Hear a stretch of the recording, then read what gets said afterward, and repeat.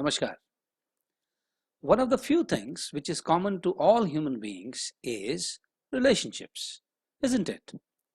And as you know, there are different kinds of relationships. Some are personal and some professional, some intimate and some complicated.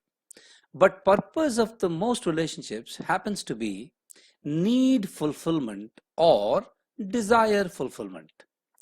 We get something from each other and that need binds us in a relationship.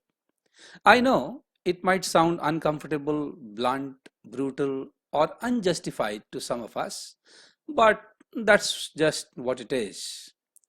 Our desire or need can even be help, support, or give, but there has to be some need or desire that you wish to fulfill. Think about it. The irony is, we cannot live without relationships and we cannot even live happily within relationships. Some relationships bring more pain than joy.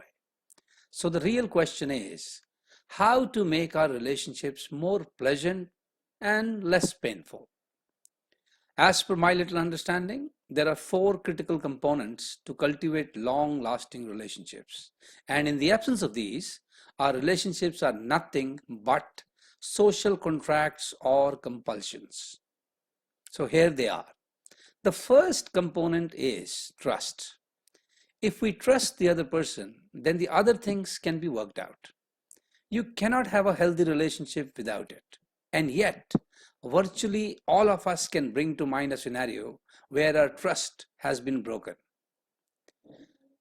We need to work hard on ourselves to become trustworthy.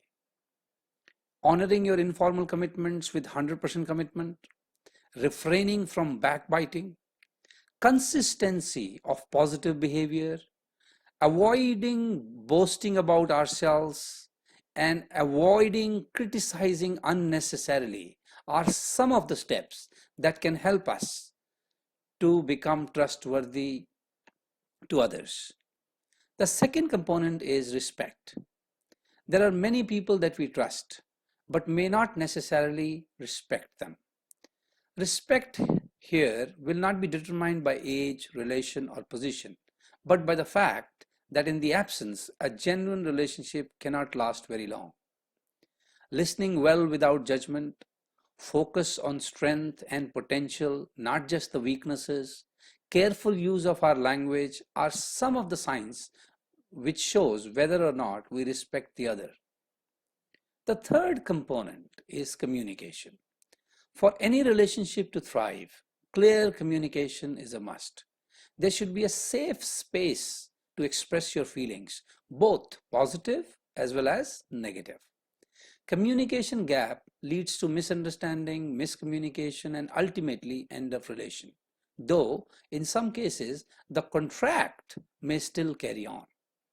The fourth but most critical component is patience. Expecting the other person to match your speed, skill, style, and attitude will lead to disappointment for sure. Every person is unique, and so is their pace. Don't be in a hurry to throw the towel in the ring. As per Vedanta, only gradual changes can be sustained. All good things take time. Forgiving the mistakes gracefully is a must trait for maintaining relationships.